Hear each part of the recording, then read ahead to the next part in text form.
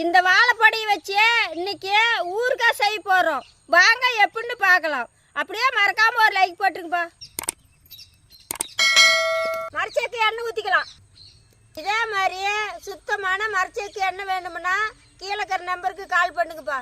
அப்படியே மொத்தமாக வாங்கி விற்கிறீங்களா இருந்தாலும் சரி, கீழே இருக்கிற நம்பருக்கு கால் பண்ணுங்கப்பா.